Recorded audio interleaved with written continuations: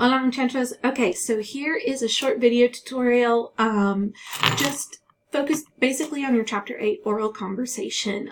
That's all I'm addressing right here, and that's because Chapter 8 oral conversation is pretty tricky.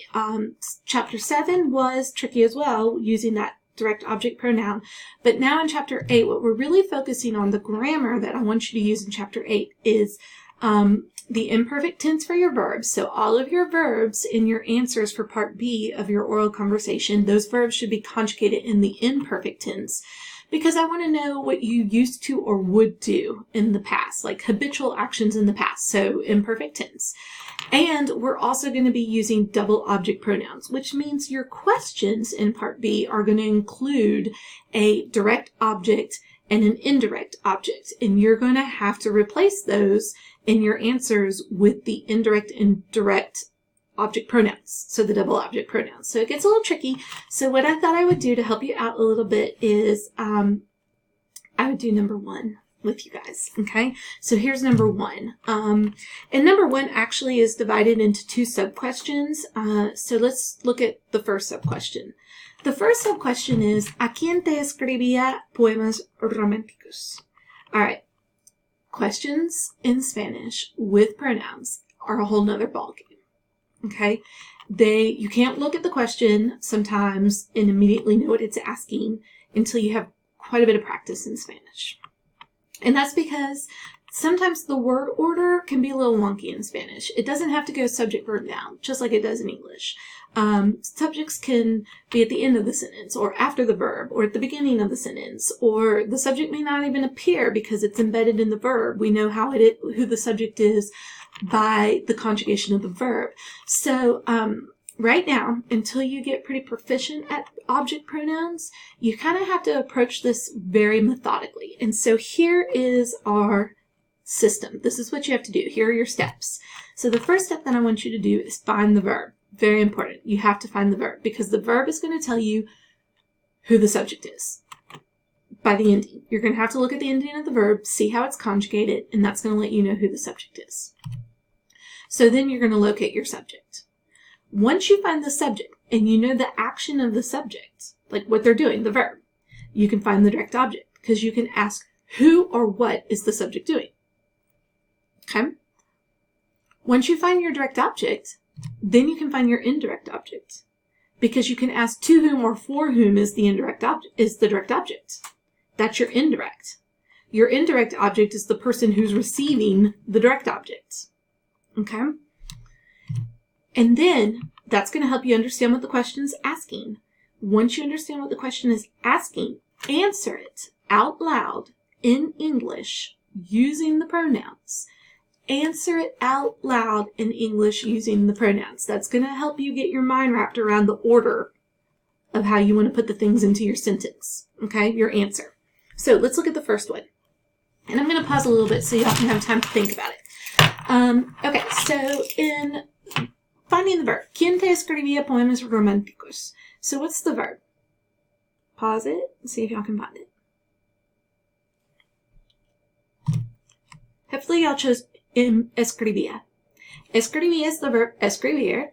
It's in the imperfect tense, so used to write or would write. Now we want to know who. Who used to write? Who's our subject?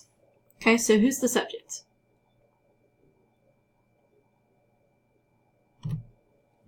Hopefully y'all said quién. Quién means who. It means we really don't know who the subject is. I'm asking who the subject is. Okay, we don't know. Okay? It can't be you. You are not the subject. So te, don't get fooled by that te. Te, first of all, is not tu. They're very different. Also, look at the ending of your verb. It doesn't have ius at the end of it. Ius would be the to form in the imperfect tense. But it doesn't have that. Now, what else is left in the sentence? Can poems write? They can't write. So the only other option here would be quién. Who writes, or who used to write. Now, find the direct object. We find the direct object by asking, what did the person used to write? Hopefully you chose poemas. Okay? That's what the person used to write, whoever this person is, I'm asking. So that person used to write poems. Románticos is kind of attached to it, but it's an adjective. It's just telling us what kind of poems this person wrote, okay? But really what the person wrote is poemas. He wrote poetry, poems, okay? He or she. So then we need to ask, to whom or for whom did this person used to write poems or poetry? That's your indirect object. So who's receiving the poems? To whom or for whom are the poems? Well, there's only one thing left in the sentence. That's te. Alright? Te means you. So you're receiving the poems. So who used to write poems to you? Who used to write romantic poems to you? Okay? Now, answer the question out loud in English, replacing the objects with the pronouns. So let's say, for me, it's my husband Pedro. Pedro used to write them, I'm replacing poems with them, the pronoun, to me. There's my new indirect. My new indirect now is me, right? That's who's receiving it, me, in my answer. Okay? So this is what my answer looks like. Pedro me los escribía. Alright, Pedro's my new subject. He's the one that did the writing. So I have to conjugate the verb escribir in the imperfect tense for Pedro. Pedro escribía, used to write. Them. Them replaces poemas. That's my direct object. That's what he wrote. Poemas. Singular or plural? You should have said plural. Feminine or masculine? Ooh, tricky, ojo. You think they're feminine, but they end in ma, poema, okay? And look at your adjective. Románticos. OS. Poemas are masculine, okay? It's sort of like an irregularity to the rule. So poemas are plural and masculine. So I'm going to replace poemas with los. That's where I get my los from in yellow. And then, since the question asked who wrote it to you, and my answer said, well, Pedro wrote them to me, my new indirect object pronoun is me, for me. Okay? Remember. Then when you put them back in the sentence, what order do those pronouns go in? Remember rid. We used to have a bug spray in the market that we sold in the United States called Rid bug spray because you got rid of the bugs. That's what I tell my students to help remember the order of the pronouns, because you would have reflexive, then indirect, then direct. Well, in this particular situation, we do not have a reflexive pronoun. So the next order would be indirect, there's my me, and then my direct, los. And the pronouns go directly before the conjugated verb, okay? And they can't be separated. You can't put me before escribía and los after. You can't do that. They have to be together. You can't separate those pronouns. Me los escribía. Pedro wrote them to me. Alright, let's look at the next sub-question for number 1. Alright, here's the question. ¿A quién le escribías correos electrónicos con frecuencia? Alright, here's our steps, right? We got to go through our method. We're going to find the verb. See if you can find it while we're talking. Find the subject. Find the direct object. Then find your indirect object. Then answer the question out loud in English. Alright, let's see if we can do it. So find the verb. You should have chosen escribías. Escribías. Again, we have the verb escribir. It's in the imperfect tense, so it's used to write, or would write, habitually. Who's the subject? Who used to write?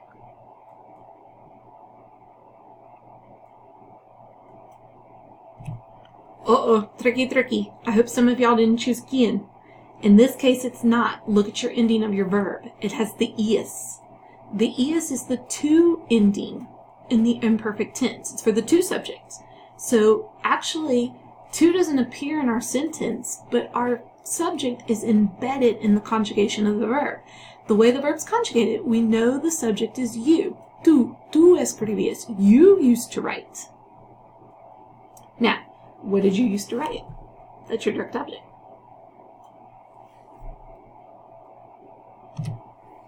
Hopefully you chose correos. Correos means mail, right? Mails, letters, okay? Electrónicos just means electronic, so that's basically electronic mail. Email, if you will. Electrónicos is just an adjective. Again, it's just telling us what kind of mail did you write, right? So the real object is correos, and that's important because that's how you're going to know what pronoun to use to replace it based on gender and number, okay? Then I want to know now, to whom did you used to write these emails? To whom? Where's our indirect?